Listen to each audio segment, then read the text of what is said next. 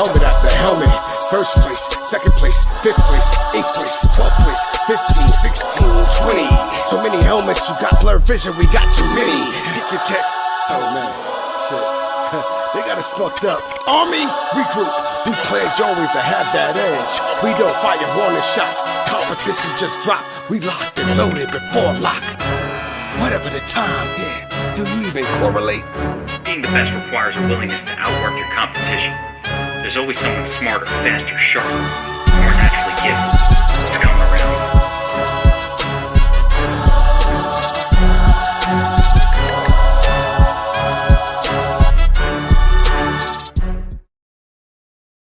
All right, what's up, everyone? Welcome back to another Geeks Vegas Lines Daily Fantasy Football and Betting Angles Breakdown. It is NFL Week 7. I am joined by the sports betting and DFS GOAT himself, a man who the ladies refer to as the elbow-to-fist assassin. I don't even know what it means. You'll tell me one of these days. John, Statsational. Alessia, what's up, my man? What's going on, brother? I'm feeling good. This is an exciting. I always like every slate. This one's really awesome, though. I think I've got some angles covered here that are going to be really interesting, and there are some betting angles that I'm really excited to talk to you about. But before we get to that, I want to mention our sponsor. We are presented by No House Advantage, where you can play props for cash. No House. It's a really awesome game, John. Basically, you choose 5 different props. You could set weightings to it. They run these contests in sort of a DFS style format. It's a really cool way to leverage the DFS Army prop finder tool to sort of find discrepancies. So definitely check them out. You can use promo code ARMY when you sign up over there. And as a bonus today for people who sign up at No House Advantage, if you write into us over at DFS Army and you sign up there for a new account using promo code ARMY, you get a free month of DFS Army. That is only for non-members. So it's not for current subscribers, but people could check that out.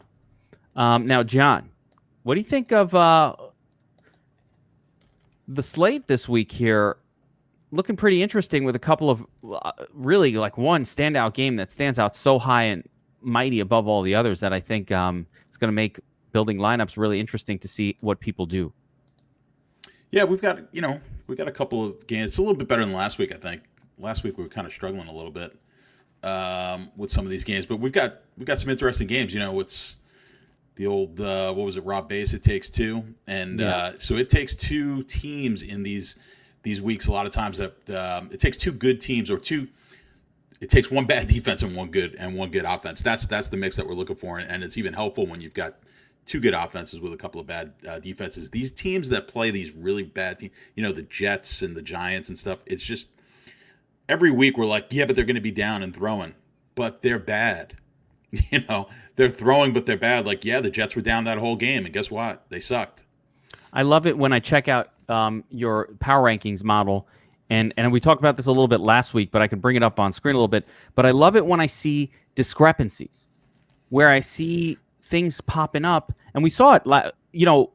I would say last week with the Packers, and the Bucks, where it was like a discrepancy where the game looked so sexy on paper, from the Vegas line perspective, but all of the numbers here on the model kind of showed like negative expectations, like that perception might be a little bit greater than reality. And I do think we have another similar situation this week with Packers here, kind of going up against the Texans, where the recency bias says, oh, massive points explosion. But, some of the numbers I'm seeing, that Packers defense is really good. So maybe we'll start with that game. So I'd love to talk about it. We've got a few other high total games. So the way the format works for this show, for those of you who are new with us for the first time, we're going to break down every game of the NFL Week 7 main slate with an eye on daily fantasy, as well as some betting angles that we can take a look at. We're going to pick 4 games that we're going to call our core 4 to really go in depth with, and then we're going to lightning round the rest of the game. So that's the format. And John, I think we could just jump right to it and get to the core four. What do you say? Let's do it. All right, here we go. The core four.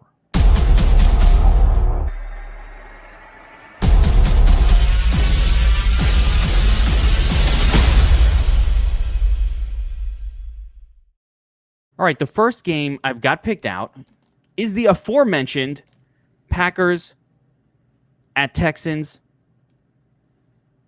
extravaganza. 57-point game total, John, with a 3.5-point favorite on the Packers side. Now, I was just talking about this game and how let me get the live odds up here. But I was just talking about this game with you and kind of how maybe the models don't exactly project the same as what this massive game total is showing. Obviously, there are two teams that are very exciting offenses. But does anything stand out to you about this total where you might say, maybe we need to take a look at the under here? Yeah, this seems like a really this total seems a little bit high to me, just because I think the Green Bay defense is a little better than maybe they're getting credit for. But when I run my numbers, I've got it at 56, so it's not crazy.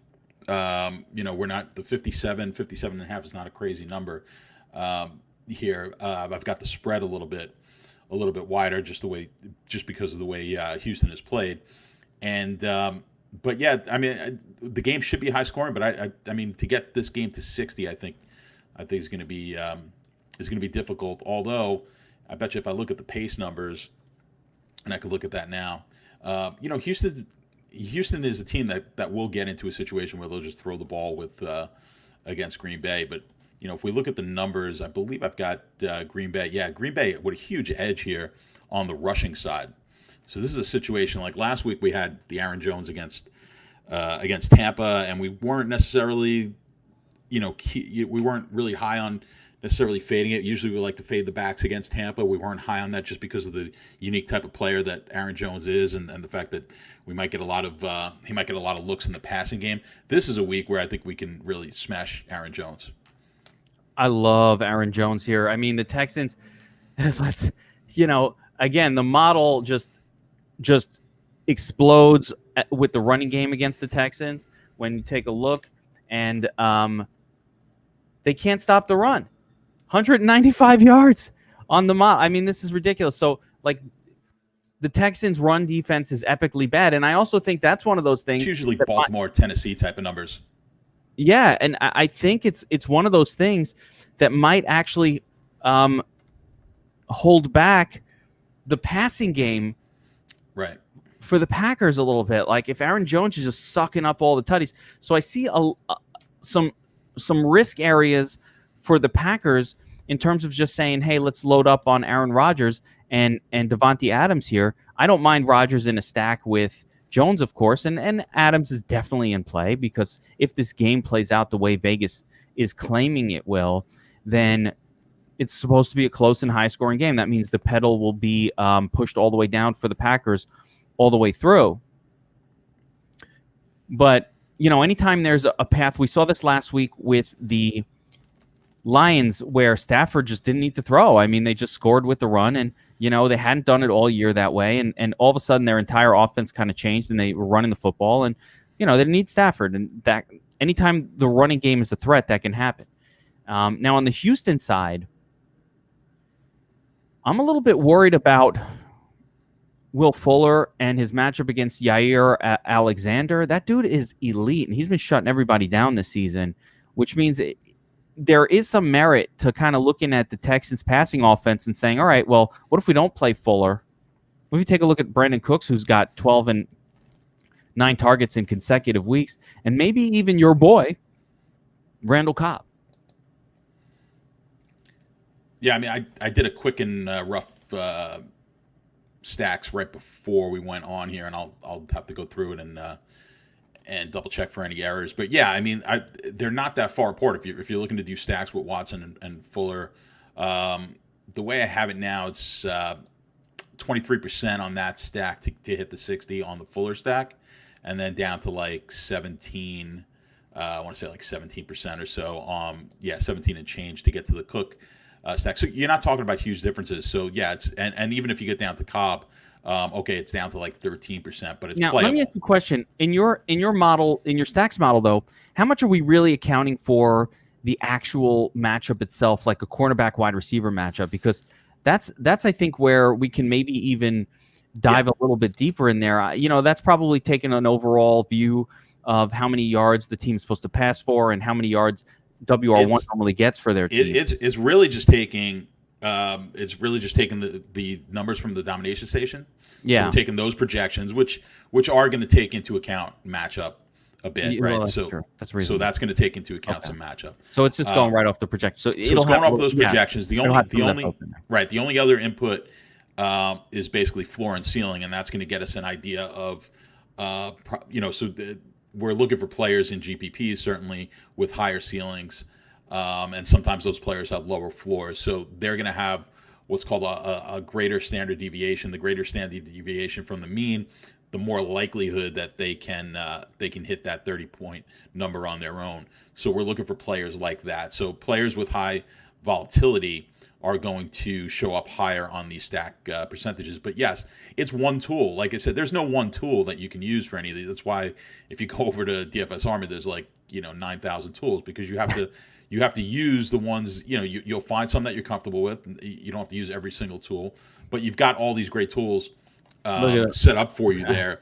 Where you scroll over the NFL tab and there's a lot. Yeah, no, there's a ton of them, but they're useful, and they're showing you different things, and sometimes they're showing you similar things. But like I said, I like to kind of narrow it down. So now if I'm looking at the stacks, like you said, now I could go to matchups and say, okay, here's the top 20 stacks, but yeah, this is a bad matchup, exit off, this is a bad matchup. That's up to you. That's your call there. So you might take 20 stacks down to 15 because you're gonna knock off 5 stacks that games that you just don't like. Those are the areas that we can look at. So yeah, I mean, the stack probabilities are here. And by the way, just because we think Aaron Jones has the potential to take over a game, there are alternate scenarios where that doesn't happen. So you gotta load up on these different approaches in tournaments, of course. Now let's just talk about the Houston side. Ever since, and I want to know if this angle means anything to you, ever since they fired the coach, I mean, they're coming off these 2 great games. There's a lot of recency bias, but I mean, the matchups the last couple of weeks were so spectacular that it really makes a massive difference. So my question is, does Vegas sort of get its own version of recency bias going when they're starting to set these lines? Vegas, the odds makers and the public who bet these lines to where they get to are kind of coming off of 2 games where the Texans' passing offense just went bananas, right? And again, there's this perception that the Packers are a team that are going to score and have a bad defense, but their defense is actually very, very good. It's borderline elite against the pass. I would say it's elite against the pass and probably more vulnerable to the run, which the Texans don't have much of a running game. So is this just maybe almost a trap? Is this a trap? You think the game is a trap? The 3.5 points? I think it could be a trap. Yeah, I mean, it's probably lower. It's certainly lower than it would have been 2 weeks ago, this line. But does Vegas? The question, your initial question was, does Vegas take in a recency bias? They 100% do. But remember what when we say Vegas now, it's not even Vegas, right? So this is now all over the place. But we use Vegas. I got to change the name of the pod to something else. Yeah, I know Vegas, it's not even it's like no one bets in Vegas anymore. We do it all over the country. But what these sports books are doing, basically, you got to remember what they're trying to do, which is they're trying to get some sort of an equilibrium point on the number. So it's really the public who sets the line, the public, and then they may shift the lines to a little bit towards the sharper players. Some sports books will do that, but so because of that, yes, recency bias is a factor. So I was looking ahead to next week, and the Jets are going to be a 22-point underdog, and it was an article that I was reading. But what they said also was, unless the Jets, of course, upset Buffalo. Now, why would that really change? That doesn't change who the Jets are, right? If the Jets happen to win this week, they're still the same team, but that will definitely change the line. It's a lot of what goes into my model is the overreaction to 1 week.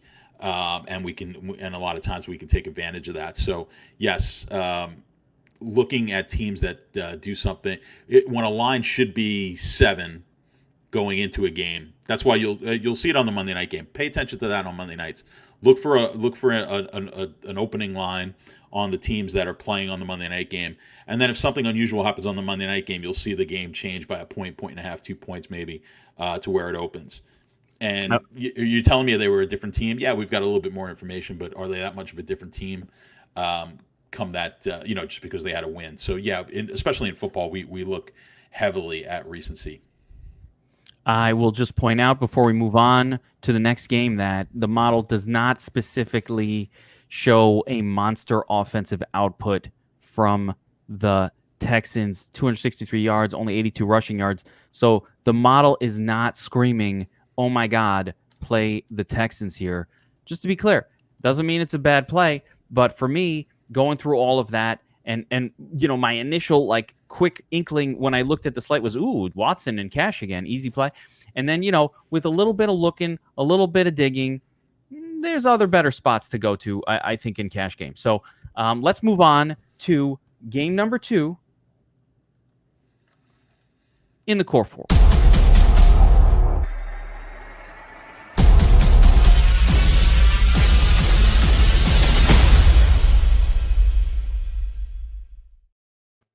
All right. The next game on the core 4 list, we've got the Detroit Lions taking on the Atlanta Falcons. Falcons coming in at home, 2.5-point favorites, 56-point total. So, John, this is like the same numbers. What a beautiful game. 56 points, 2.5-point spread. Falcons coming off of a smash game against the Vikings last week.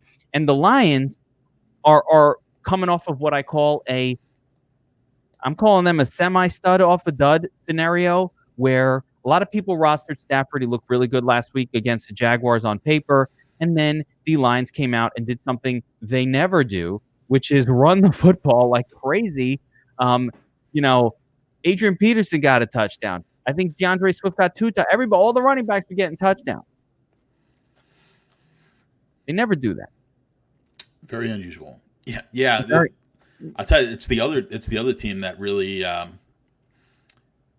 caused a lot of headaches for people because Atlanta played Minnesota and Madison just never showed up last week. So, I had mentioned it here. The Atlanta defense against the run, not terrible. As a matter of fact, pretty good.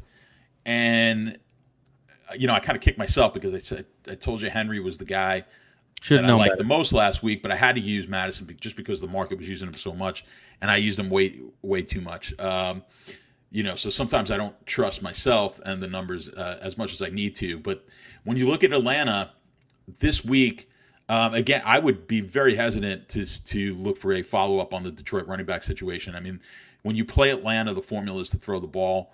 Detroit can certainly do that. They've got the weapons to do that. So I fully expect this game to be played throughout the air. You might get some Gurley here.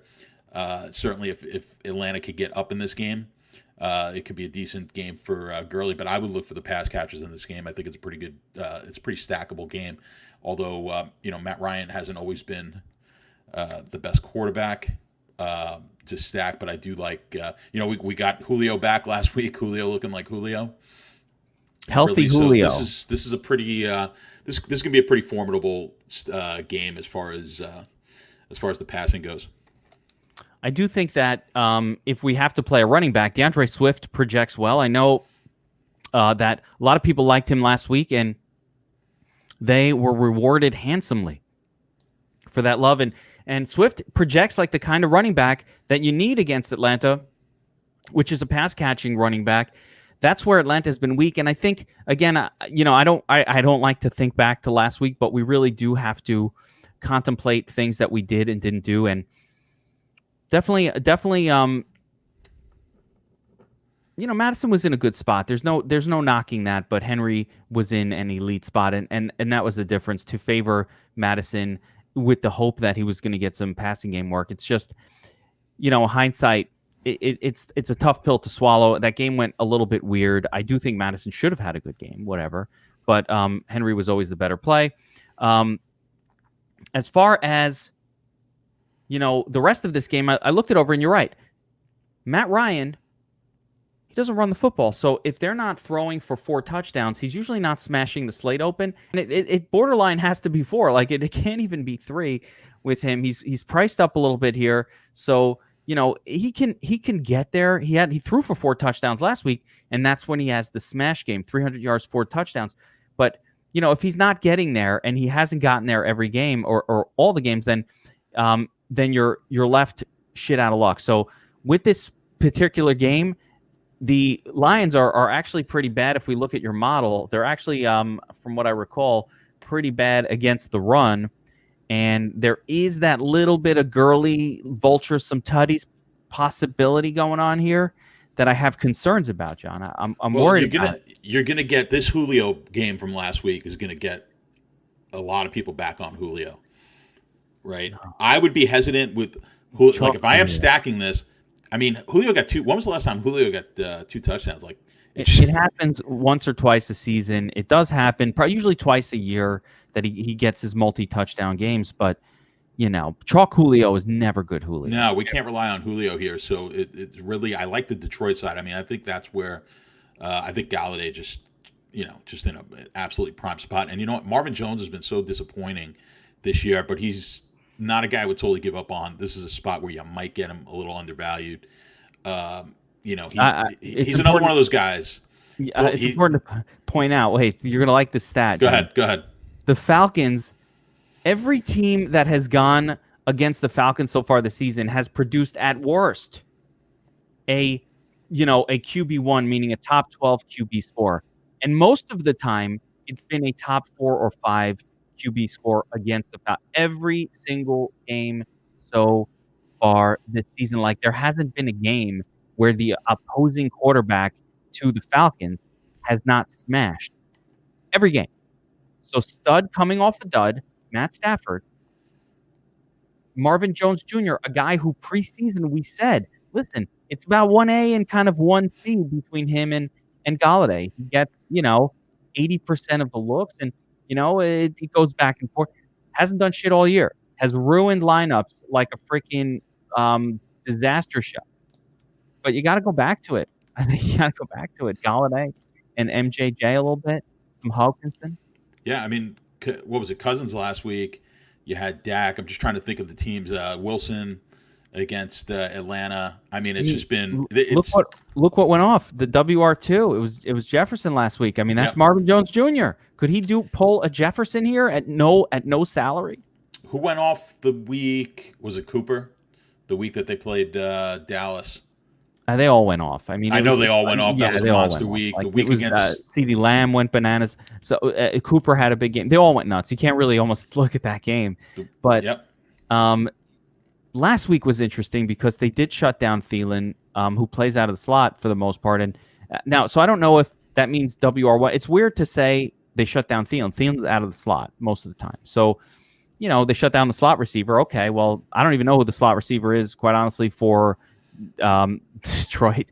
I don't know who, Amendola. I mean, they don't throw to him. So, it's Galladay and it's MJJ on the outside. I like this game a lot. I like DeAndre Swift as a potential stack with Stafford. And on the Matt Ryan side, I think you're just creating game stacks. I don't think either guy is somebody I'm going to play. I think the cash quarterback is so obvious this week that I'm not going any other way. And we'll get to that game and we'll talk about him. So everybody else is going to be, I'm not playing him in cash because there's one guy who stands out above all the others. But, John, I say it that way to get people to stick around because they might not know who that is. I want them to. I don't want to spoil it. Yeah. Because they're going to leave. Thanks, bro. Deuces. And I'm like, fuck, I never should have said that. But I love this game for game stacks, team stacks, all that shit. And going back to the Stafford side of it is really interesting for me. Because it's stud, semi-stud. I don't think he's a full stud. He's a semi-stud. I got some thoughts on the term semi-stud, and I'm not going to say them because it's a family show. But he's coming off a dud.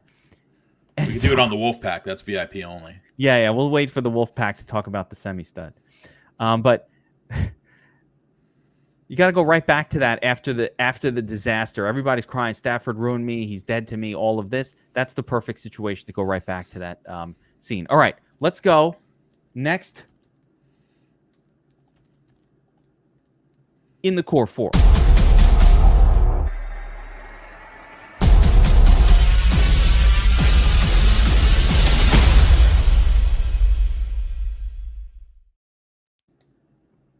This is the game I'm most excited about. Cardinals, Seahawks, 56-point total. Seahawks on the road, 3.5-point road favorites. Now, John, when I look at your model, okay, when I look at the power rankings and you look at this game, I see a number that I've never seen before. Arizona, 360. How could this be? 364-yard projection. What the fuck is going on? Well, a lot of that has to do with Seattle just got that number against Dallas was crazy, right? So these are pure numbers.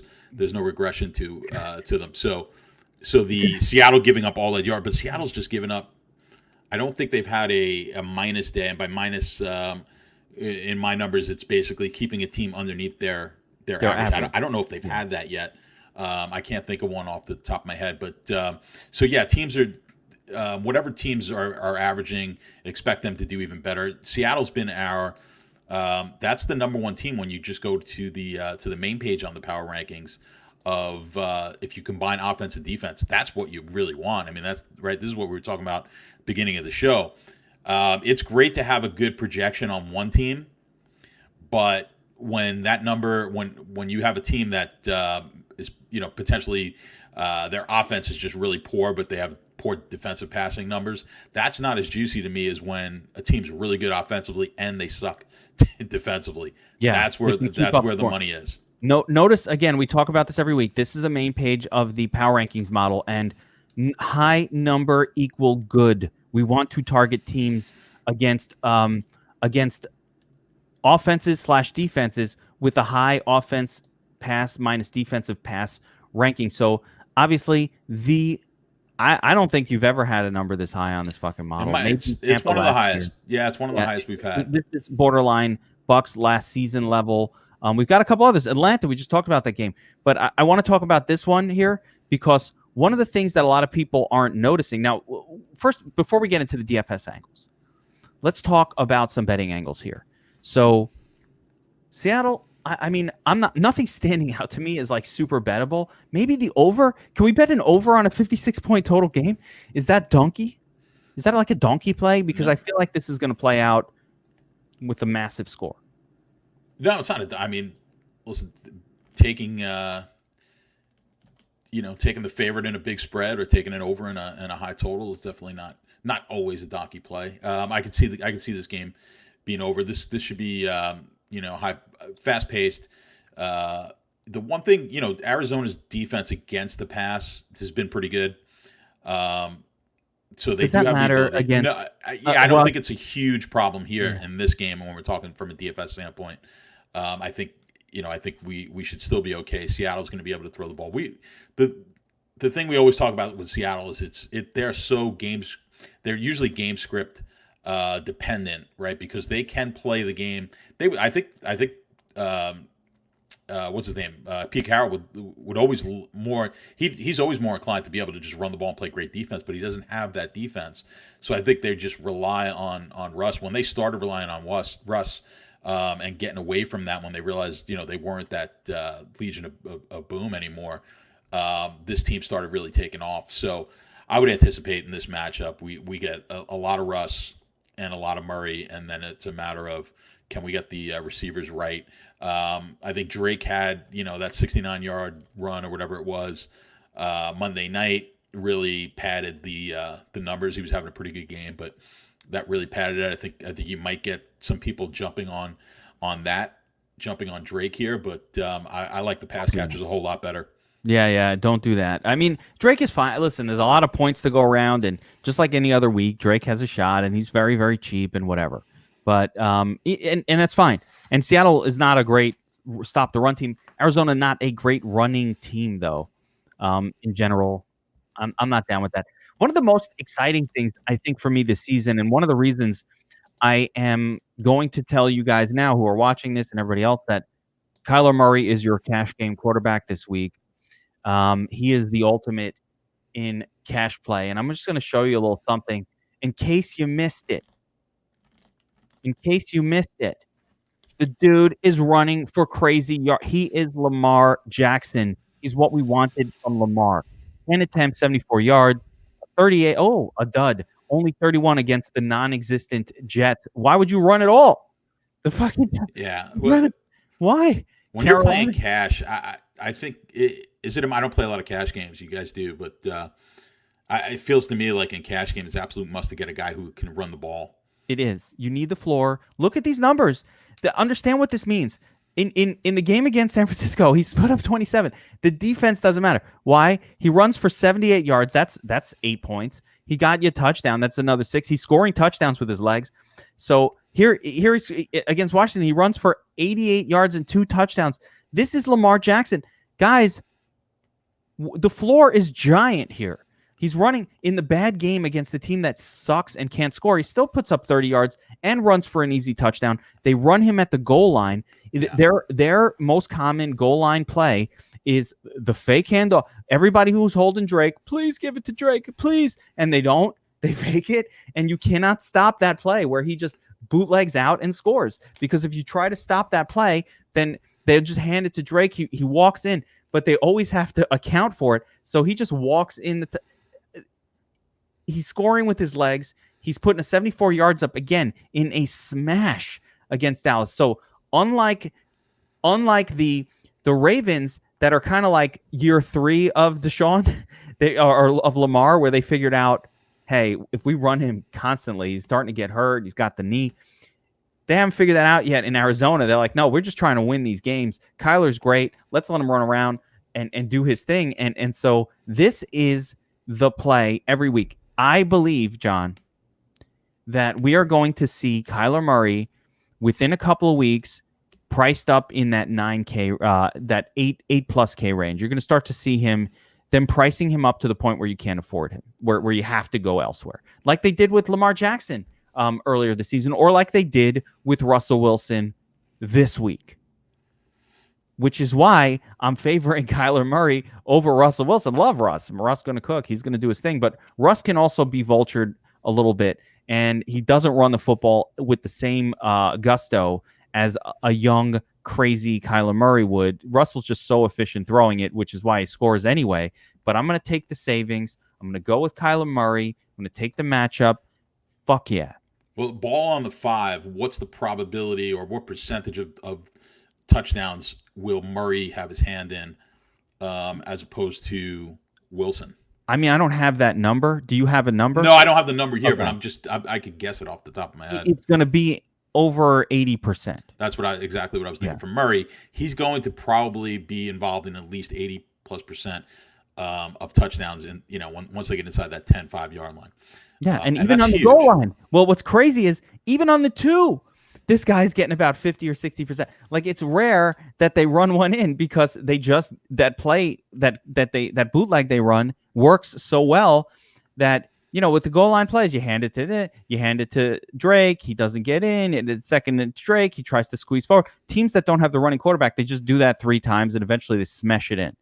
But with this team, they just first down, they just run that little bootleg play and Russ walks in, he dances. Not Russ. Kyler just dances into the end zone, tiptoes in. He's like, yep, thanks, guys. And there's your rushing touchdown. And it didn't even come off of one of his big scrambles. It's just he's getting goal line more. I'm telling you, this is Cam Newton. This is Lamar Jackson. He's all of those things. I'm not sure that the field has picked up on that yet. I think they will. I think this week and next week is when obviously this matchup is so spectacular. Murray will be a more exciting play in bad matchups where the field just isn't playing him, actually, because he should be your quarterback like every week based on what he's doing with his legs. All right.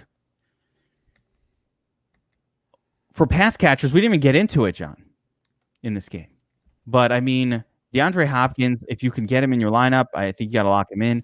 I want to talk to you a little bit about Christian Kirk. He's coming off of a 3-reception game where he had one miracle play. Now they just didn't throw a lot in this last game, which is why I don't want to judge the volume of. I mean, Kyler only completed 9 passes against Dallas, and they smashed them 38-10. I don't even understand. Like pick sixes were going on. He even with all of that, I mean, it's crazy. He completed 9. He completed 9 passes. He got 28 fantasy. How's this possible? That was a wacky game. Dallas couldn't do anything. So the game script just dictates how that game was going to go. But if you knew ahead of time, hey, Dallas is not going to be able to move the ball. Let's say this was part of a main slate, and you knew exactly what the score was going to be. You wouldn't have liked any of the Arizona players because you're like, well, maybe Drake, but you're like, well, I'm not going to like Murray here. They're just going to go out to a big lead and they're going to run the ball and all that. But that's the whole point of using guys like Murray is he could do so much more than just throw the ball and normal quarterback. Murray not necessarily as useful, but yeah, Kirk again, it was limited. To me, it was one of those lucky games. From Kirk, they didn't really use much of anybody, but Hopkins was like non-existent there for a good chunk of the game. And then he had a big play. Hopkins is going to bounce right back here. The question, because they still throw to him a lot, and he had 8 targets, whatever. He didn't catch them all, but the question is with Hopkins is can you afford him in a lineup with Kyler Murray and I think you could run Murray out there naked. I have no problem with it. Or Murray out there with Seattle players, like Murray stacked with Metcalf is fine. Or even Tyler Lockett. Yeah, just don't use Drake if you're going to use Murray. Yeah. I just had somebody ask me a question. They showed me a lineup with Drake and Murray in it, and I said, I like both players, and I don't even mind Drake as a standalone play, but I don't think it's not a positive correlation. They both scored well last week, but I think that was fluke. You can't expect Drake to get 13 points on the last play of the game. So that was a little unusual. That did propel me into a couple of season-long wins. I'm sure. Yeah, it obviously hurt as many people as it helped. Yeah. In season long, but that was kind of out of the blue. So yeah, I'm not.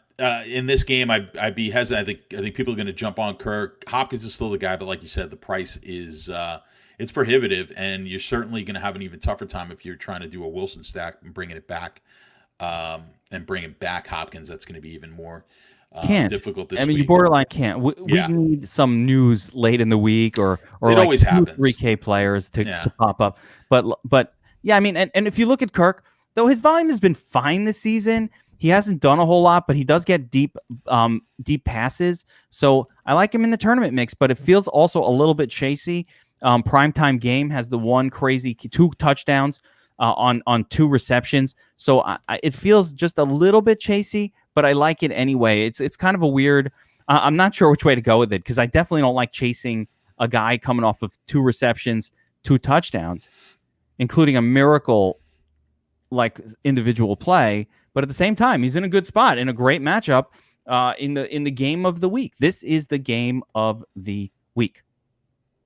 All right, let's go to the final. And we had a tough time, guys, picking the last spot on the core 4 because there's a few games to choose from. But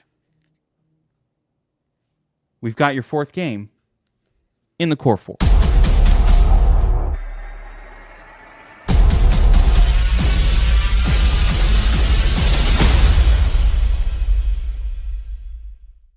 Steelers take on the Titans, with the Titans at home as 1-point favorites in a 50.5-point total game.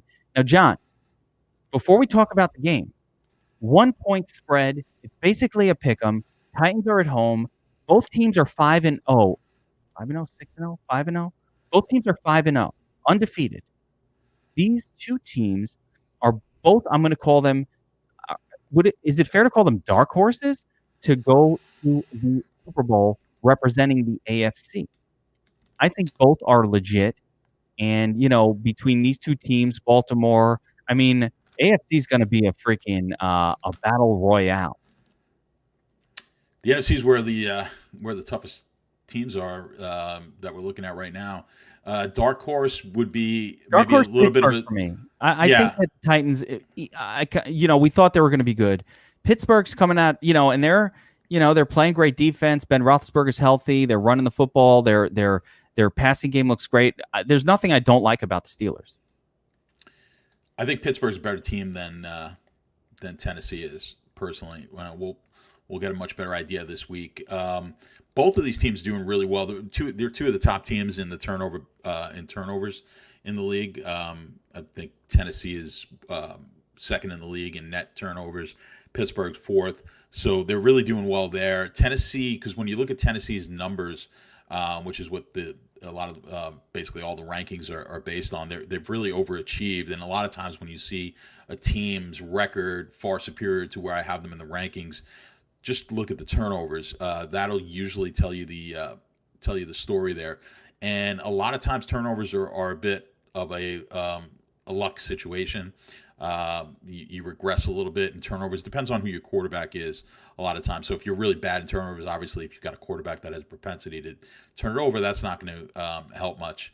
But getting turnovers as far as, getting fumbles and recovering fumbles, those are very much luck of the draw. When the ball hits the ground, they're really most people consider those to be 50-50 type propositions. And if you're getting a majority of those, of course it's luck, and luck will turn around. So anyway, I do think Tennessee is a little bit more, I think they're a little overrated compared to Pittsburgh. I think Pittsburgh's a more solid team. Interesting. In my opinion. But yeah, I mean, obviously Kansas City is going to be the team to beat here in the AFC. I'm sensing a bet.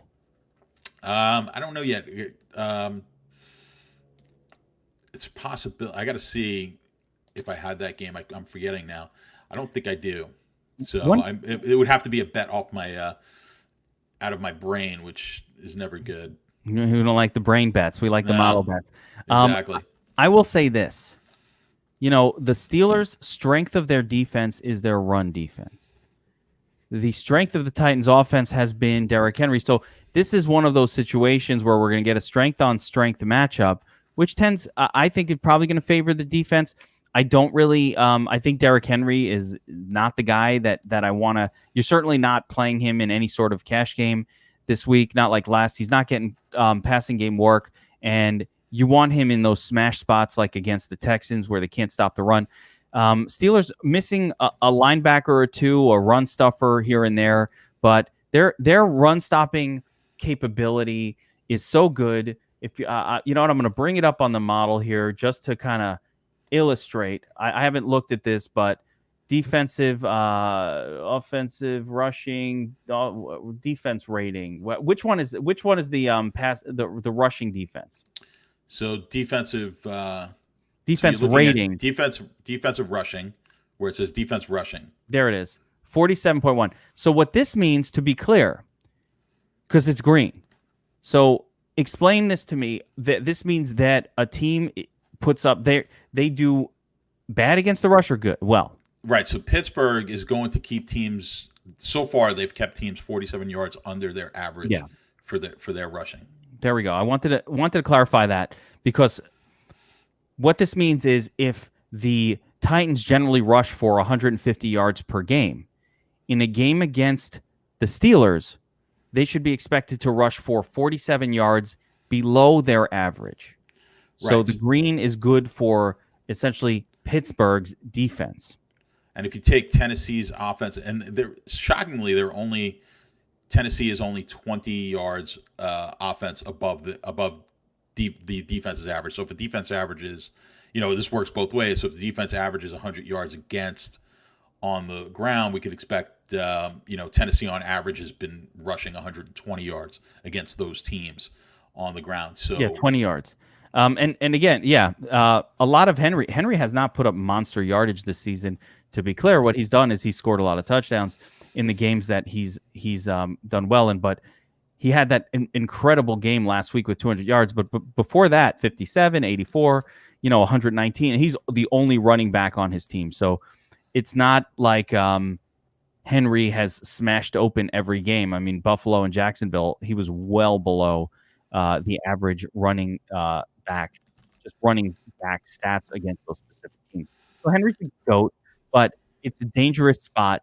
Essentially what's going on here is it's a dangerous spot for the running game. I totally agree. Which brings us around to our pass catching weapons on the Titans. And we like these guys. Certainly A.J. Brown is spectacular. I don't know what's going on with Jonnu Smith, but if he's out, we can go right back to Ferkser at tight end. Fine. I think Corey Davis will be back. Adam Humphries. All of these pass catching weapons, I think, get a little bit of a boost with the Titans having a tough time running the football. Yeah, I would agree with there. AJ Brown's one of the top receivers in the league in points per route run, and he does see quite a bit of targets. So he gets targeted 23% of the time on his route. So I mean, I do like AJ Brown if you're going to go a wide receiver in this game. On the Tennessee side, that's your best option right there. I think the interesting. I still think the running backs are the most interesting on both sides of the ball in this game because Tennessee's not all that great in stopping the run this year. So it's an interesting game with a high total. You've got one team. You've got the best running back in the league, but he's going against a tough run defense. We expect them to throw the ball a little bit more. Maybe. By the way, I'm going to say to be clear on how good that defense is. They're the best defense. Like it's between Pittsburgh and Tampa for the teams you don't want to play running back against the most, and they're like this next to each other. We don't play running backs against the Steelers, and if you want to tell me about Miles Sanders' big game, that's fine, but he had one broken play and then ran like 11 times for 6 yards. Yeah, if you watch them play, I mean, you just get nothing, and that can happen a lot of times with really strong rush defenses because they are stacking so heavily and they're focused on stopping the run that if you do break through, they will give up that long play every once in a while, but we can't ever expect that to happen. So, yeah, I mean, to me, Henry's a bit of a fade here in this game. I'd be looking at the pass catchers, but Connor, I think, is a play. So I think now you've got to be looking at running back here for Pittsburgh. I think that's a strong play. They do use Connor in the passing game as well, which you always like. So I think Connor's a good play here. I think, and I mean the pass catchers as well for Pittsburgh. I think Pittsburgh's going to be able to move the ball. We should see points. But that's an interesting transition. Let's talk about these pass catchers for the Steelers for a second, because we've got a problem. Houston, we got a problem, and the problem is, all right. We've kind of figured out that Juju Smith-Schuster is kind of a fraud in the sense that he is not the alpha in this offense at all. He's basically a slot wide receiver getting slot wide receiver type of route running and work, and it's not been great. So we had Deontay Johnson breaking out earlier in the season, but gets hurt mid-game like every game. Chase Claypool comes in every time Deontay Johnson comes out and fucking smashes the slate wide open. We had an all-in core play on Chase Claypool last week. He's underpriced on FanDuel in particular, and we smashed it. It was a great, great cash play. We all made lots and lots of money. Now, Deontay Johnson's coming back. I don't know what the hell to do. Is it Deontay Johnson? They say he's fine. Is it going to be Chase Claypool? Deontay Johnson got priced down on DraftKings as if he's like a non-existent super scrub, which is fascinating. And so I don't know what to do here, John, man. I want to play this passing offense, but is there any way of knowing who is going to be out there? Who's going to get these looks? Man, it's fucking difficult. It's real tough. I think if Deontay Johnson is playing, I think it's Johnson. The only thing we could rule out is Juju, so it's between Johnson and Clay. But when we've seen Johnson out there, it has been Johnson. Did you see the salary on Johnson? Have you looked? I have not looked at salaries yet. 4,200 on draft. Well, that's going to be the play that's going to allow us to get other things in. If we get Deontay Johnson. So, it always seems to play itself out as the week goes on. We always wind up finding, some value plays out there. That's going to be an unbelievable play, I think, if we get him starting this week. He should play. I mean, he's back in practice. They're saying he's going to play, that it wasn't too big of a deal. Deontay Johnson has literally destroyed my lineups every time he's gotten injured because I've been all over this dude, and it's been expensive. Actually, I cashed with like a 0 from him in my cash games one of the weeks. Oh no, actually he murdered my cash lineups. It was someone else who got me a 0 that I still cash with. But no, Deontay Johnson has been a destroyer of lineups because he keeps getting hurt. But man, you got to go back to him at 4,200. You got to go back to it. I don't think you cannot. So, yeah, on the Steelers side, I agree with you. I love the Terminator, James Conner here. No one's going to really play him. He's sandwiched. He's under Kareem Hunt. He's right there with Kareem Hunt and Mike Davis and Aaron Jones. He's in a group. Let me just bring this up on screen. But between Jones, Hunt, Connor, Mike Davis, and Chris Carson, I'd say right here, man, there's a lot to want to roster. It's just like close your eyes and click the button, and whichever one comes in. You don't want to. Who wants to have a lineup without Aaron Jones this week? But who wants to have a lineup? You know what I mean? So Connor, to me, I don't think the ownership is going to be there, John. I just don't think it's going to be there because I think it's going to go Jones and Hunt as your two primaries. To me, again, without having looked at ownerships, people are going to start their lineup with Jones and Kareem Hunt. But maybe I'm wrong. What do you think? No, I think that's right. I think Jones for sure, and then targeting the backs against Cincinnati is not a bad idea as well. So yeah, I think we're going to get some value on Connor.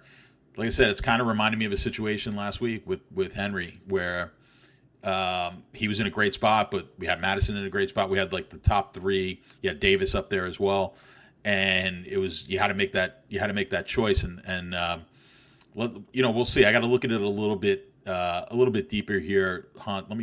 I'll bring it up now. What we've got. We didn't talk about that game, but I've got Cleveland at 189 yards. This is what I'm saying. This is what I'm saying. Yeah, so it's absolutely it's bananas. Unlike you, I looked at your rankings. Yeah, I know. I didn't look at it. I actually looked, and so yeah, if you guys are watching this here, if you guys are, Cleveland 189. Come on, right? Ernest Johnson's going to get some, but he's not going to get that much. It's going to go to Hunt. So this is like insane numbers. I'm putting something together interesting. I'll have it done by when we do the Wolfpack. Just because Burns has the numbers of like where the point spread. Burns, by the way, spoiler alert, is joining us for the Wolfpack. Oh, then he's gonna love this. Then I'm gonna have this for specifically for him because if you read his ebook on that, and he's got kind of where in the Draftkings in the Millie Maker lineups, what the lines were for running backs, and where we're looking, where the sweet spot is for in totals and in the point spread. So I've been tracking this year, not just the winning lineup, but the top 100 lineups every week in the mill, and then what percentage of each player, like that player, how often of a percentage wise did they find their way into the top 100 lineups, and then weighting it based on the point spread and all. So I didn't finish it yet, but what I am noticing is tight ends, which is something Burns had mentioned as well, seems to be the biggest favorite of a position is tight ends. So I'll finish it, like I said, by Friday, but what it's looking like early, and I believe Burns supports this, is taking tight ends at who are favored by, I think right now my average is like 5 or something like that, but we'll see what it winds up as. But yeah, what's interesting is the quarterbacks those are the ones that you want to see in the tight games. Obviously, the high total tight games, which I think that confirms what Burns have been looking at for the last few years in the Millie, and what we've seen this year. It's almost non-existent because what's happened is you've seen the quarterbacks from the same games more often than not have appeared in the top 100 lineups. Remember that Millie lineup is never the optimal lineup. It's so hard to get the optimal lineup. Even out of all those entries, we usually don't get an optimal. So most weeks there are different ways to go. Like last week, you could have done it with Cousins or with Ryan. Just depends on how what the rest of your lineup looked like. Some weeks, Dak a few weeks ago, whatever, was pretty much every single lineup in the top 100. But anyway, I digress. Just there've been a few weeks where Russ and Dak and a few different guys went off. One of the things we talk about, and going off the rails here a little bit, talking strategy, is just when you mention where it doesn't hit the optimal, a lot of people don't understand why we correlate. Like, the song says, do you even correlate, bro? Like, it's the fucking theme song of this show. Why do you correlate? The reason isn't because those players are likely to be the highest scoring players at their position and all that together. The reason is because it's so impossible to just randomly pick. The same thing happens with MLB. It's so impossible. The perfect lineup is never what wins the tournament, because your odds of hitting random batters from each team or random players plucked across all these different games, the opportunities for landmines are so high that it basically you just don't win that way. Could it happen? Yes, but for the most part, you don't win that. It happens once in a while, but basically you don't win that way. The way you win is you go, all right, let me reduce the variables by saying, hey, if this game goes off, these two guys will go off together, or these three pieces in my lineup, and that like grabs 3 of the 8 or 9 spots in your lineup and says, all right, they're already all set. So they're kind of operating as like a trio, not as individual pieces. And it's John, it's like the coin flip equation. If you flip a coin 5 times to get it right, you have a 2.5% chance of getting that, of calling it correctly 5 times in a row.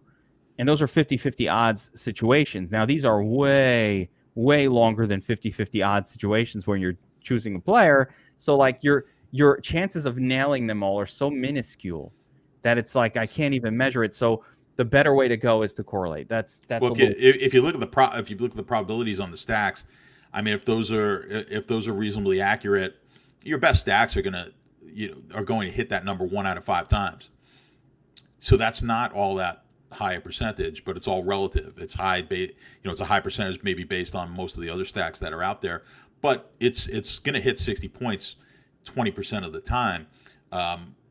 So it's not these aren't they're not locks. So like you said, just picking the right stack right there is not a 50-50 proposition. You're starting at probably a 20% proposition. So it's really hard, obviously, to get these things. Let's bring this back around to this game for one last little component. Ryan Tannehill specifically, this is a high-scoring game. It's a close spread, everything. Ryan, I normally don't target quarterbacks against the Steelers, right? I don't target any players against the Steelers, but yet here it is. Vegas is saying, 50.5, 51 points. They're saying close spread, 1 point. Can we play 10? We don't think Henry's going to be a major factor here potentially. Are we playing Tannehill in this spot, or is that a little too crazy, starting to get down with quarterbacks against the Steelers?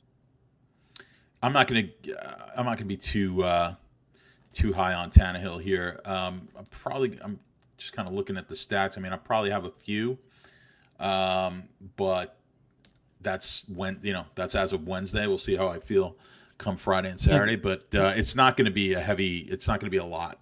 I'll have more Roethlisberger than I will Tannehill, I'm sure. And Tannehill's been great, but he just doesn't make my sheet. I just don't play players against the Steelers. So, right, wrong, indifferent. I want Brown. I want some of his pass catchers individually, but I don't think that this is a game where I am going to stack up like crazy. I like some of the pass catchers. I like Connor on the Steelers side, and I like AJ Brown, a couple of individual pieces on the Titan side. But for whatever reason, I don't like either quarterback particularly. So I'm probably not going to be making this a focal point stack game this week, but I'll get some exposure overall. Now, we finished with the core 4.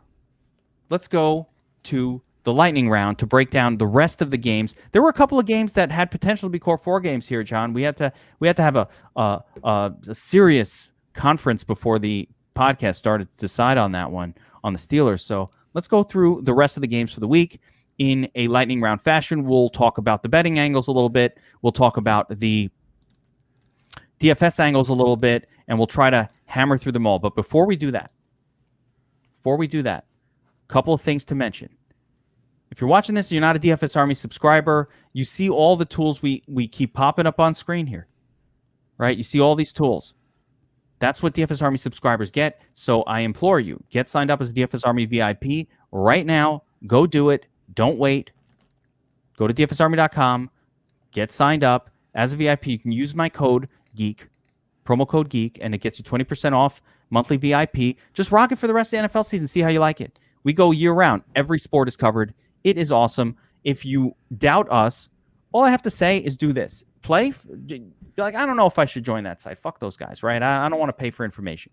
Dude, it's about $1.25 a day, and the hours and hours of time that it saves you for that dollar, if you don't value your personal time, $1.25 versus ours, then I understand it. Go do it yourself. But check out your contests. Go in any DraftKings or FanDuel contest. Look at the top 5, the top 10 winners. Look at number 1, and here's what you're going to see. This avatar. There's a reason our players win, and it's not our pros. It's not our staff. There's a reason our players win, because our tools are better than everyone else's. Our advice is better. Our site is better. Go check us out. Same time, if you're a sports bettor, John, I didn't forget about you. John's in DFS Army too.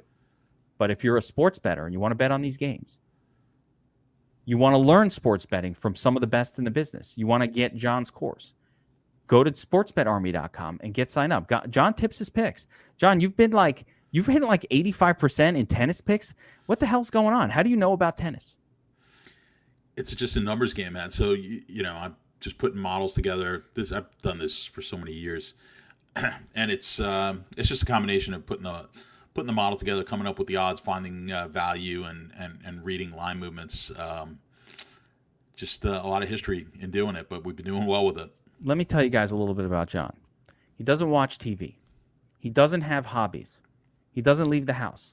All he does is break down sports, watch tape, make models, and make money. That's what he does. He's a fucking money-making machine. You go out to dinner, all right? You go out and rock climb and you spare time and shit. You're out there fucking hiking in the woods, doing things that normal people do. Okay, you're going apple picking with your family. It's fucking October.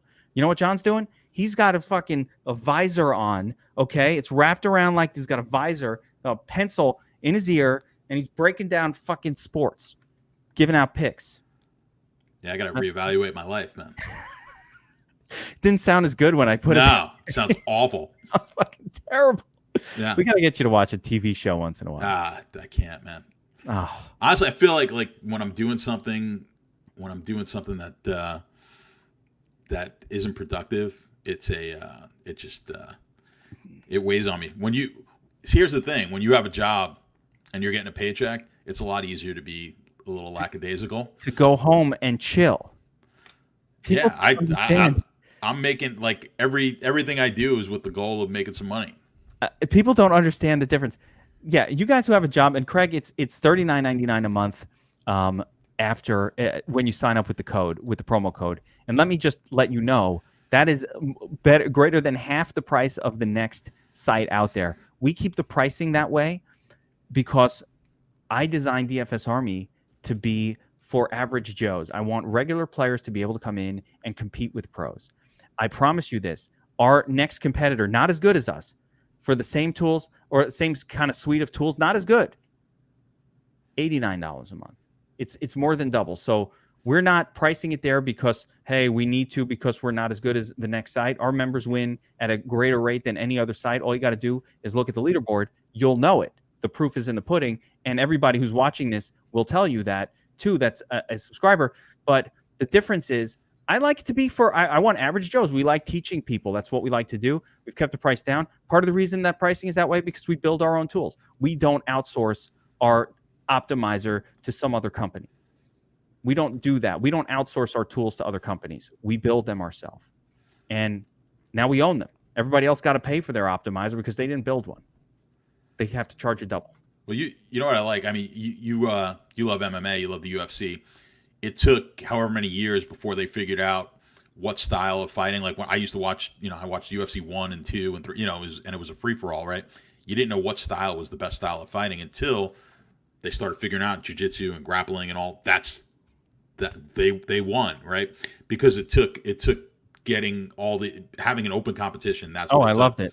So, but we've got that same thing with the DFS Army because you've got all these people, all these really good, everyone's coming at these great minds from different angles. And eventually you start weeding out the shitty ideas and the good ideas work their way to the top. And that's where you get in the slack. So when everyone is involved in talking, it's just making the entire group smarter. So, you won't see anyone doing any, Steven Seagal Aikido in MMA because you're going to get your ass kicked.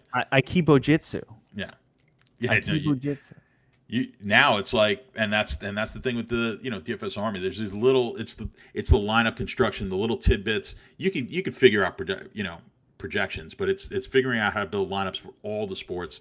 That'll make you much better. The stuff that Burns did as far as figuring out the point spreads and the totals for each position, things like that are invaluable. But you've got guys working on different, like, you couldn't do this all yourself. I can't do it all myself. Utilizing the work other people have done just makes you so much better at this. So I mean, to me, it's invaluable. And and I always say, like I said, I mean, it's how much do you value your time? Our sub is $1.25 a day. People say, well, I can make my own projections, and I can do this, and I can compile all that data, and I don't need it, and I can find it for free. And no, you can't. But nonetheless, okay. I encourage you to do it. I love it. Make your own projection models. Do all that shit. We have a team. We hire full-time people to do this shit. John doesn't sleep. Keg is a 20-hour worker a day. This is how we operate, so that we can compile as much research as we can to condense our subscriber research down to just a couple hours in what might take them, for an NFL 20 hours or, somebody else 25 hours. You can do it in an hour, a couple hours. Prep your lineups for the week. Watch a couple of pods. They're fun to watch. You guys like watching this?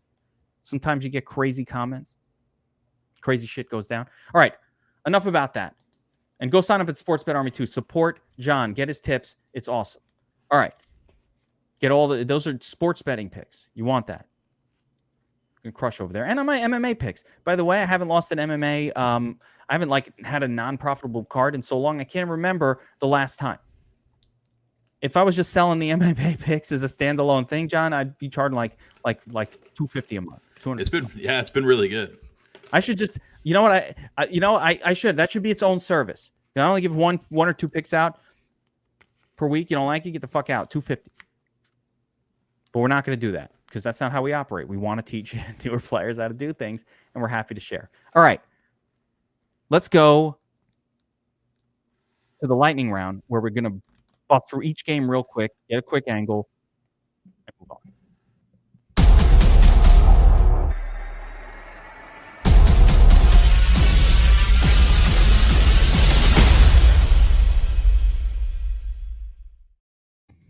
All right, John, here we go. First game in the lightning round. Cowboys. Washington. Washington is what? Am I seeing this right? Yeah. Half a point favorite? The fuck is that? Yeah, it's nuts. What the fuck is this? What's happening in this world? 46-point total, close game, Andy Dalton, recency bias, very bad. Can he turn it around first? Secondly, do you see anything in these numbers that we could take advantage of from a betting perspective? From the betting standpoint, to me, this game, the game just looks like it looks like Dallas or no play for me here, and it's going to be tough for people to pull the trigger on Dallas just because of most people got to watch that debacle of a performance on Monday night. So yeah, I have a hard time taking Washington as a favorite against anybody. Dallas, I know they're banged up, still a better team than Washington. It's probably not going to be a game that I have, but to me, this is either you're going to take Dallas here or you're going to pass on the game. The game. Yeah, I don't know. I'm not 100% sure which way the public's going to go because I could see it going both ways. I could see people jumping hard off of Dallas, but I just people don't like to bet bad teams, so I don't think there's going to be a lot of action on this game one way or another because people aren't going to want to bet Dallas, and they're not going to have the guts to pull the trigger on Washington. So much bad recency bias to Dalton after that game. I think that there is a little bit of an opportunity maybe to sort of go against that bias by kind of favoring the Dallas side here a little bit. Maybe Zeke Elliott again. I don't know. Zeke just doesn't stand out to me after the debacle and with some of these other plays available, and Washington just hasn't been a team where a lot of scoring goes on. I do think Zeke is definitely sneaky for a monster game. I'll give him that. But yeah, overall, this is not a game that stands out. The one play that does stand out to me across this game, just in general, at some point we need to acknowledge that Terry McLaurin is the fucking GOAT. All right. Even in the worst of matchups, he's putting up numbers. He's the absolute alpha. 12 targets last week. I don't care who they're playing. At 5,800 on DraftKings, he's underpriced on FanDuel. I think Terry McLaurin is your play in this game. Just play him every week. He's getting too many targets, even in bad matchups. He's doing it. Now, I don't love him as much as I did when Dwayne Haskins was at the helm, which sounds crazy. But, I mean, Kyle Allen, he can produce a good game to a wide receiver too. So I do like Terry McLaurin. He's the only thing that's going on in this passing offense. Yeah, I would agree. I would have liked him better here with Dak on the Cowboys side, just because we look for more points and more throwing of the ball. But I still like McLaurin. I mean, we just don't expect much. It's amazing because we never really expect much on the whole from Washington, but McLaurin still gets his. So he's the only option really in that whole offense that you could take. So you're not stacking. I don't think you're stacking this game at all. You're just using McLaurin as a piece. Borderline. In your lineup. Borderline. You could play Antonio Gibson as a running back play because they do like to throw to the running back, but J.D. McKissic is still in there getting a lot of those targets. I don't have the matchup tool open here, but I would say, I should pop that open because I'm going to say that you're going to see something like 50-50 split or something in that range between McKissic and Antonio Gibson. I'm going to pull it up here real quick just to confirm. I love it. I like it when I'm wrong. Actually, John, I like it when I'm wrong when I think some of these things, because when you're wrong, it's like a public perception versus reality thing where you're like, oh, no, wait a minute. I see something different, but I don't think I'm going to be wrong. Let's take a look here at our matchups tool. And we've got, McKissic 50. Yeah, it's 50. So McKissic is getting more of the touches. So it's a little scary at this running game. A lot of targets, though, for both of these running backs. It's McLaurin and then the two running backs getting most of the targets, which is interesting. It's interesting. All right, let's move on to the next team on the lightning round. Oh, this one's a stinker. The Bills, the Jets, 13.5-point favorites. John, normally, is there any betting angle here? 45-point total, 13.5-point favorite. The Jets, absolute terrible. Yeah, so we had Dallas the last game, the Jets this game. Since 2013, you've had no team since 2013 start 0-6 against the spread in the NFL, and Dallas and the Jets have both started this year 0-6 against the spread. They've been an absolute killer. Dallas has not hurt the sharps that much, but the Jets have. Sharp bettors have been on. Are they sharp? The Jets. Yeah, unfortunately, it happens every year. There's a team that just burns sharp bettors. They're always a bad team, because sharp bettors tend to bet on bad teams. And the Jets have been that team so far this year. So 13.5. I mentioned this last week. You want to look oftentimes when you get these big point spreads, and this one's close to the 2 touchdowns. Jets at home. With a low spread, with a low total. Can I present a crazy alternate scenario, an alternate reality scenario, John? And I've got something here for this game. Number one, perception versus reality. We perceive the Bills to be a good defense, right? In our brain space, it's like, oh, Bills good defense, Bills good defense. The reality, according to your model, according to all the metrics, is the Bills are a very bad defense. So let's get that out of the way. Now, here's where it gets crazy. Psychology is going to come into play. I'm channeling my inner psychologist. I took a course in psychology in college, brother. Did you know this? I did not, no. It was Psych 101. It was freshman year. But you had to take it. It was part of the core. But I took it. So I do believe that I can analyze from a psychological perspective better than your average person. Is that a fair thing to think? Took the class. Yeah, for the purpose of this argument, I will say yes. That's a fair thing. Okay. So Sam Darnold, he's out there. He's seeing ghosts all over the place, right? He seeing defenders popping up. It's little things going on in your brain space. You're all fucked up in the head, right? You're listening to Adam Gase. Adam Gase is like your offensive coordinator. He's on the phone, like he's on your ear, like saying crazy shit in your ear. He's not even talking about the football game. He's like me, talking about like Chick-fil-A. Like what are we ordering after? Like he starts talking about plays. You don't even understand. You ever have like that professor that speaks and he speaks in a monotone and you don't understand what the hell he says? Like the the history of the civil French Revolution is coming to, and you're like, what the fuck is that guy talking about, dude? I don't know what he's saying. That's Adam Gase in Sam Darnold's ear. And Sam Darnold doesn't know what the fuck he's talking about anymore. He's like, dude, shut the fuck up. Okay, I'm seeing ghosts already. You're in here monotoning in my ear, looking all over the place. I can't take it. So here's my psychological argument, John. I needed to set that all up. Darnold, off of 2 weeks of not playing, the head is clearing up a little bit. He doesn't have that shit going on in his ear from Gase for a couple of weeks. He's sitting back going, you know something? I knew how to play football once before in the past. I remember I used to be able to deliver a football with authority to it was in college, but still I remember these days I've had a little bit of time. So the combination of the bad Buffalo defense perceived to be better than they are, combined with maybe a 2-week mental reset for Sam Darnold. Could it happen that he actually plays a competent game of football? Competent? Yeah, I mean, I'll say there's a possibility of competent. I'm not terribly excited about the prospects from. It's just Jets. A long shot. So I'm a Jets fan. I'm just trying to. I know. I mean, Crowder. I love. So that's their one bright spot. Bashard Perriman's back. Yeah, great. Denzel Mims might be back for this game. They might have a full suite of weapons here. Yes, you don't want to face the Jets with a full. Frank arsenal. Gore is doing his thing out there. Yeah, I think. I think there's only so much we can say on the Jets side. You've got Crowder. I think Crowder's in a good spot. I think you can use him. I'm not touching Darnold. I know Buffalo's defense does not look good. I don't want to.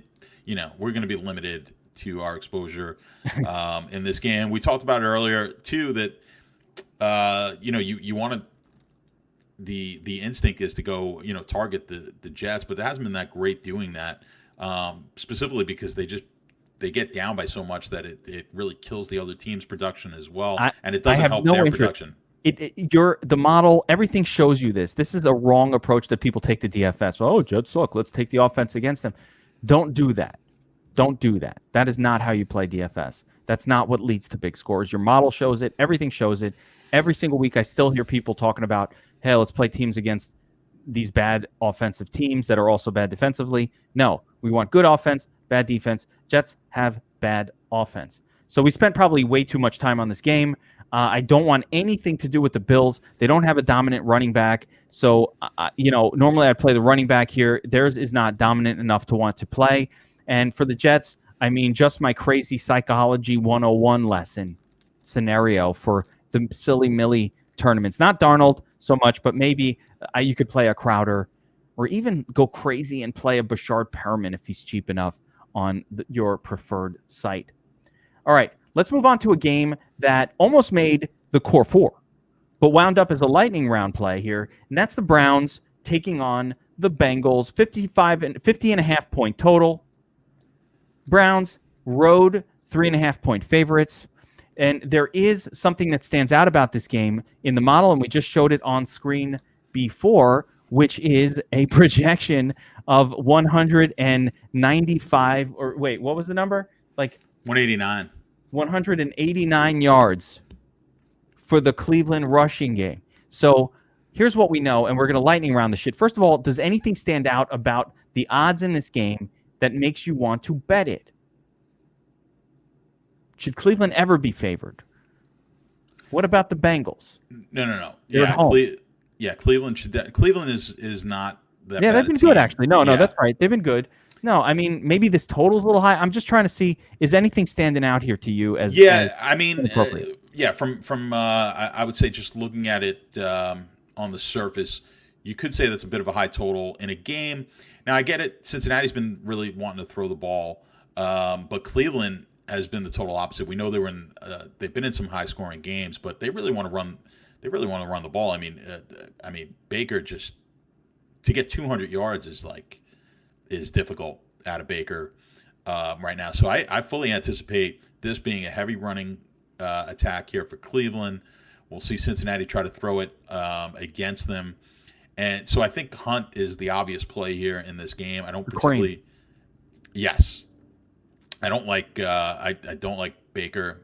We should not be playing him at all. There is some opportunity, perhaps, to play some Burrow lineups, though. I'm trying to see if Ernest Johnson did anything, but like it's been all Hunt, dude. I mean, no.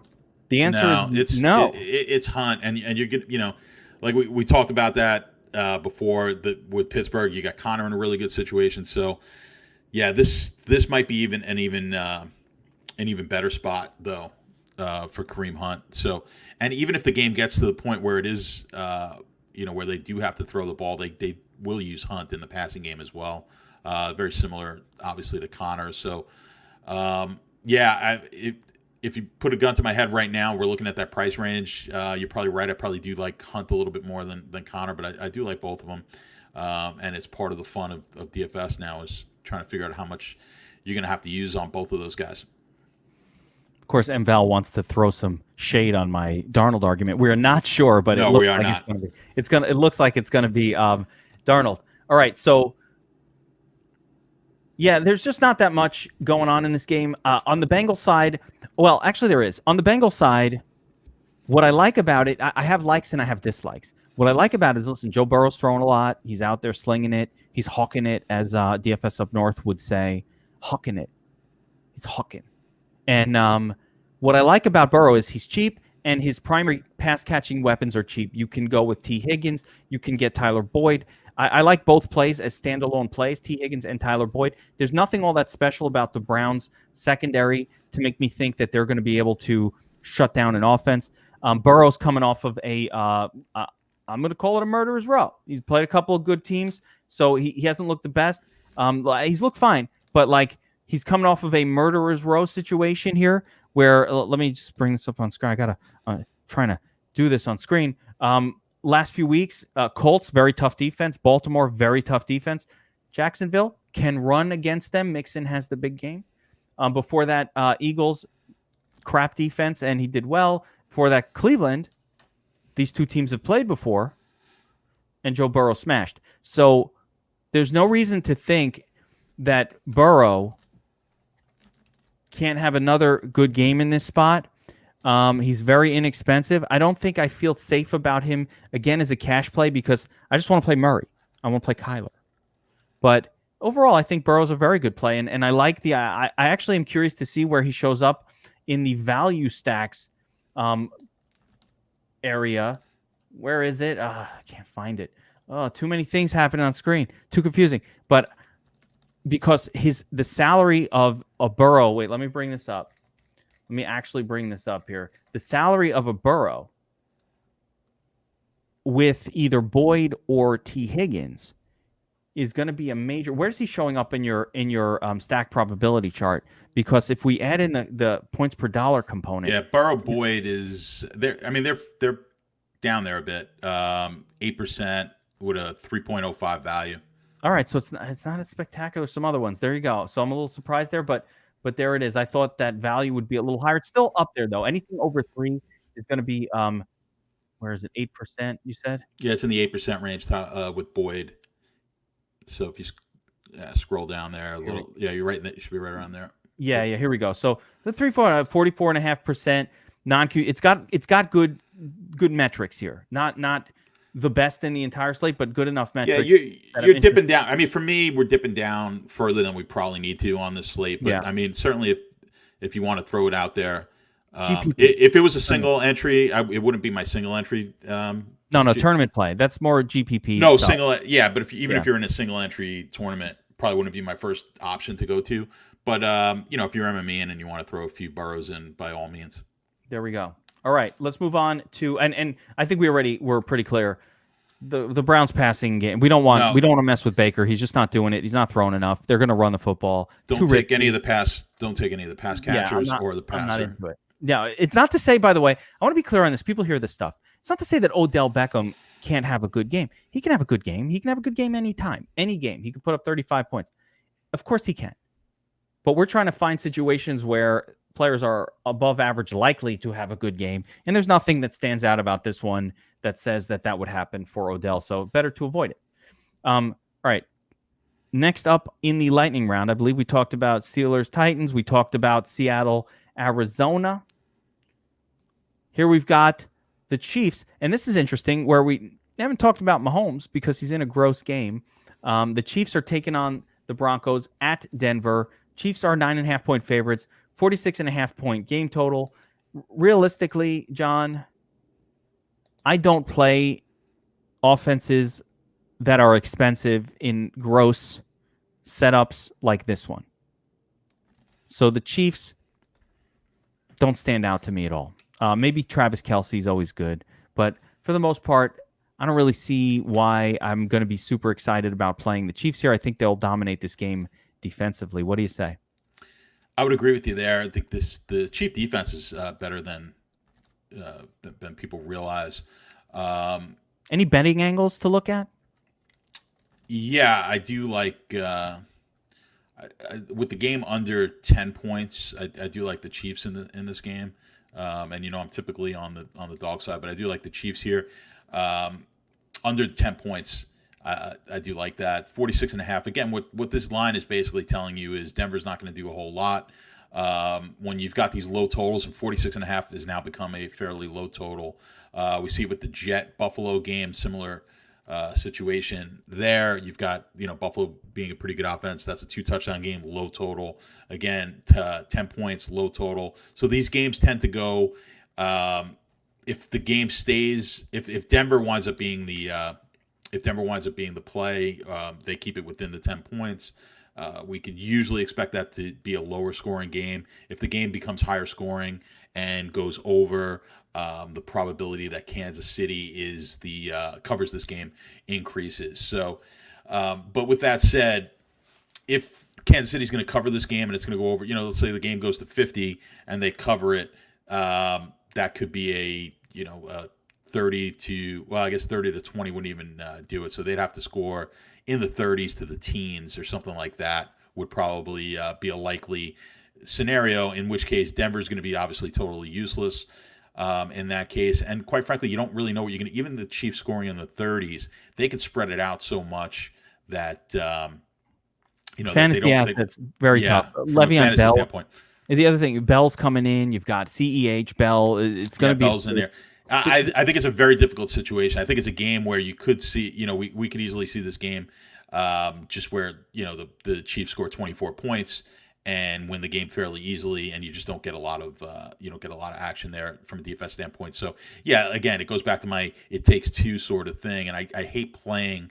I hate playing one side of a game when the other side just has no chance for any DFS value, and really Denver doesn't have much in that we're going to like here on a DFS standpoint. So the odds of getting, where Mahomes is just constantly piling on points, he's going to get his points here, but the chances of him being in the GPP, the big GPP winners, I think is low. Yeah, no, it's a pass for me on the Chiefs side. I think Chiefs defense is playable. On the Broncos, the only, Tim Patrick has had a couple good games for cheap dollars. They're going to be throwing, blah, blah, blah. We talk about it all the time. But Chiefs defense is pretty elite against the pass, so it's not going to excite me very much. And normally I like to play running backs again against the Chiefs, but if it was just Phillip Lindsay, I'd be more interested. But if it's going to be Lindsay and Melvin Gordon splitting touches, it's just a gross situation. Let's avoid that game. All right, next game in the lightning round, we've got the 49ers taking on the Patriots in probably the grossest game from a scoring point of view, fantasy scoring point of view. I don't want anything to do with this game outside of the defenses. I don't want to look at it. It's gross. So, but I get George Kittle. It's a good play. Really good play. But everything else is gross. 44.5-point total. Patriots at home, 2-point favorites. Cam Newton, not that good. Not that good. And he doesn't have like the best passing game weapons. So they didn't give him a whole lot of help. I mean, it's a reminder why Brady left. Like, oh yeah, we forgot to get wide receivers on this team. Sorry. Maybe next year. So is there anything to like here? I mean, this one's pretty gross. Well, let me give you what I thought about. With the 49ers, Mostert is out. You've got Jerick McKinnon, a.k.a. J-Rock McPoinen, in there. But I mean, it's not a good matchup against the Patriots defense. So I don't know what to do here, John. I'm kind of leaning towards no play DFS wise. I don't know what you say about the betting angle side of it though. Yeah, from the bet, I was hoping to get this at 3. That's what I've been waiting for all week, but it's now moved down at most books away from me here. I mean, take a look at the numbers here, John. It's going to 1.5 sooner than it's going to 3. Exactly. By the way, just for you guys who are watching to understand how sweet and fucking awesome this tool is that you're looking at right here, this is on DFSArmy.com under the odds tab. For each sport, we have these breakdowns. If you're a betting man, I can either hit the trigger at -2.5 or -1.5, -105. So basically the same numbers. If you're not shopping the line, you could be 1 point less on the Patriots. So if you're betting the Patriots, you want to take a -1.5. If you're betting the 49ers, you want to take them +2.5, guys. You can steal a point just by checking the tool and going to the best book. Little side note. Sorry, John. And the other thing it's going to do is when you see if your book stays, like I like the 49ers. If I see other books moving down to 2, 1.5, and I still could get 2.5, I want to jump on that because the odds are they're gonna move as well. So, really good to have an aggregator like this up at all times when you're betting.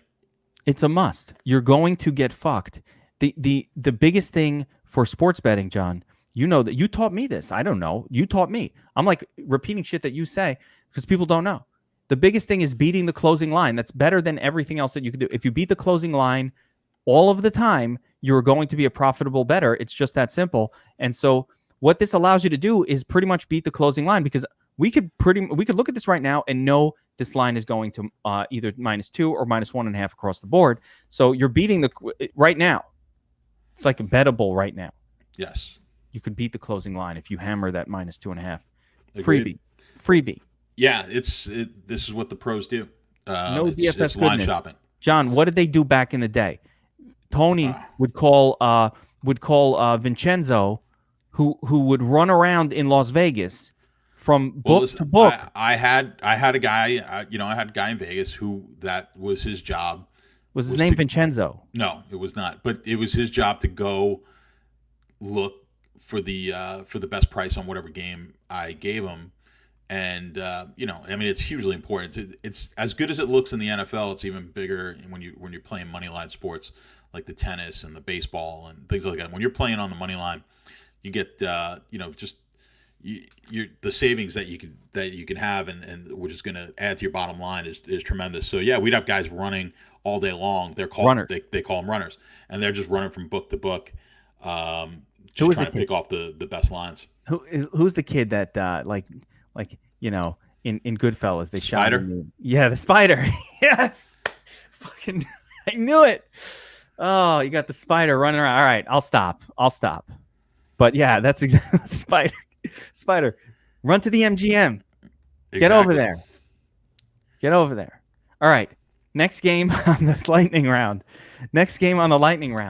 Jaguars. This could have made this one's interesting. Jaguars. Chargers at home. 8-point favorites. 49 high game total. 49-point game total. Now a couple of I'm curious betting angles here. Like they gave the Chargers a lot of points here. Ebert coming out looking great. Jacksonville can't stop the run. Surprised us week 1 with a win. We all got fooled into thinking they weren't going to be terrible, and they have proceeded to be terrible ever since. So, what can we do here? Any betting angles to look at this total, the spread, anything? Well, you could look at historically teams that sub 500 teams that are favored by more than a touchdown are usually a good fade. So if you want to be on one side of this game, Jacksonville is probably the better side than the Road Chargers. Jaguars. That's correct. So that the slight angle on that one, if you're blindly just picking it, Jacksonville probably has a little bit of an edge from that standpoint. But it's an interesting game. I agree on a DFS standpoint here because I think we're going to see some pretty good numbers here offensively. We should see some good passing numbers. The model's kind of projecting that, and I like it when again, goes back to high numbers for both teams or relatively high. Now, we've actually got high numbers for both teams, but I like, even a situation. The passing game numbers. The passing numbers model. I'm talking about, yeah. Yeah, 297, 285 for the Jaguars, 297 for the Chargers, and the Chargers got a little dose of run mixed in there too. Yeah, because if I have two teams at 250, I like that better than seeing, one team at 280 and one team at 220. I'd rather see the two teams at 250. So I sure as hell love seeing two teams over here at in the 280, 290 range. So that's just telling me we're going to get two teams that like to throw the ball. Chargers getting a pretty good bump on the running side as well, because we know Jacksonville just cannot. They're so bad. I think run. This is the risk here. So I actually wrote up this game already for my notes. And this is the risk as you dived into it, and as I dived into your numbers, and as we looked back on what happened with the semi-stud situation with Stafford last week. It's so easy to run against the Jaguars for apparently that you don't have to throw. And there's a risk that they just don't throw that much because it's just easy to run against them. On the flip side, you've got the Chargers. They're down Austin Eckler. It's Josh Kelly, right? It's Justin Jefferson. I can't remember his name, but he's on my fantasy team. I'm starting him. But their other running back starts with a Jefferson or something. Jackson, is it? Yeah. Jefferson. Here he is. Wide receiver. Yeah, Josh Jackson. So Justin Jackson. There we go. He's starting on my fantasy team. I don't know if I can remember his name, but Justin Jackson got all the passing game work last week. 6 targets, 5 receptions. I don't know. Is it Justin Jackson? Is it Kelly who's the starting guy? I don't know, but I want to play some. How do you decide between these two, John? Because one or both is going to be a good play. DeAndre Swift had this matchup last week. He destroyed it. Yeah, that's a tough question for a Wednesday. So that's going to be a lot of research involved in trying to figure out exactly which one of these guys is going to get the bulk, and probably it's going to be some sort of a split, which is always annoying. But the potential is going to be there. I have to look again. I haven't looked at pricing yet. I would assume both of them are fairly reasonable prices over on DraftKings this week. Where are they at? Wait, what was that? I was typing in the pricing on these guys for the Chargers. They're both 5K, 4,800, 5K range. Right. So yeah, it's going to be tricky. I mean, I would lean a little bit right now. I'm probably leaning Jackson just slightly more, but they're basically going to cannibalize each other here. So that's a difficult situation. I'm going to be more interested on the pass catching options on both sides. I think that's where we're going to get some points here. I think both sides are viable offensively. This Jacksonville again is just one of the teams that we like to have in the mix for a game stack. So this easily could have been one of our core four, I think, this game. And I think there's going to be a lot of studying though on the running back side. The Jacksonville running back situation, I think you just want to pass. But you're going to want to have a few shares in the Charger side, and then I think a whole lot of pass catching options there. It looks like the Chargers really want to throw the ball, though. These two guys, and I don't have FanDuel pulled out. Well, actually, I'm going to open it up. These two guys on FanDuel, I imagine, especially Jackson. Yeah. Oh, no. Priced up, motherfucker. 6,100. Are you serious right now? Who's this? Wow. I was expecting they're 61 and 62. So, no, we're not getting the FanDuel raise the salary discount. I was expecting Justin Jackson to be like 48, like sub 5K. He's not. So that's unfortunate.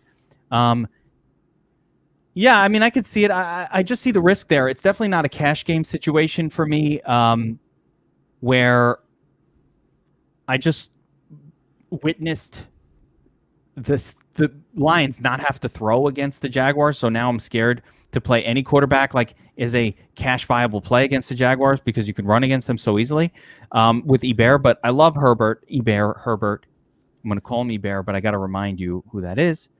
I love Herbert. He's looked great. Keenan Allen, GOAT. We saw the breakout of Mike Williams last week. Amazing when Keenan Allen came out of the game. They're saying Keenan Allen's going to be back. So, a little tricky to sort of differentiate between these two. I absolutely believe that Keenan Allen is the alpha in the offense, with Mike Williams kind of coming in and being sort of a big play goal line type of wide receiver in this offense. One nice thing about the Chargers is they don't change up their offense. Like, they haven't changed in so many years. It's been so consistent the way they operate. And now I don't think it's outside of that one little blip where they decided they want to be terrible with Tyrod Taylor and not utilize their running backs. It's weird. But beyond that, they've been the same offense for a lot of years. You know, they got the big play threat. You got Keenan Allen as your possession guy. I think it's going to be potentially a great game for Keenan Allen, bounce back off of the early injury departure last week. And Mike Williams broke out in a way that was very special last week. So his talent is ridiculous. I don't understand why he's not the best wide receiver in the league. I'm confused by it, but maybe he'll get there. So I tried to trade for him in Dynasty weeks ago. I wouldn't trade. I offered a second round. Sort of fair off. Weeks ago. All right, guys. That's going to do it for... Did I forget a game? I did not. I think you got them. Got them all, right? All right, good. Last week we forgot a game. I apologize for that. That's going to do it for the Week 7 NFL Geeks Vegas Lines breakdown. I want to remind you guys to check out our sponsor, No House Advantage. They play prop games for cash. If you're in a state that doesn't have sports betting, there's still a lot of them. You can bet on props using the No House Advantage site. You can sign up there using promo code ARMY, and you can use the DFS Army Prop Finder tool. Let's bring it up on screen here. The Prop Finder tool. Oh, at a minimum, you should be. This is how you should be asking. Like, you shouldn't even have to ask sit-start questions in your season long. Go Just into the prop tool. pool, put the two players in. You're going to find out what the odds makers think. For, you know, if you're comparing two wide receivers, real easy. Just, you know, check out the yardage and then check out the odds for scoring a touchdown. And then for running back, check out what their rushing yardage and what their passing, the receiving yardage is going to be, and just figure it out. Like, don't get tricky with this stuff. Like, use this tool. It's so easy. Use this. Don't try to overthink it. Go with them where the experts think.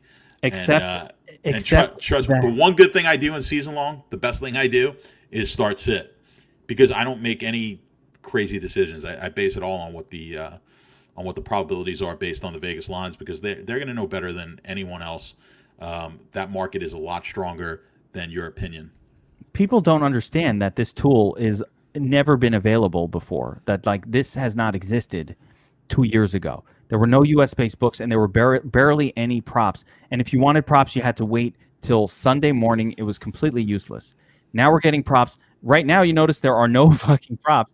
We'll get them usually coming in on Thursday, on Friday. They start to trickle in. By Saturday, you'll have a full blast suite of props for almost every player, at least every player with a name.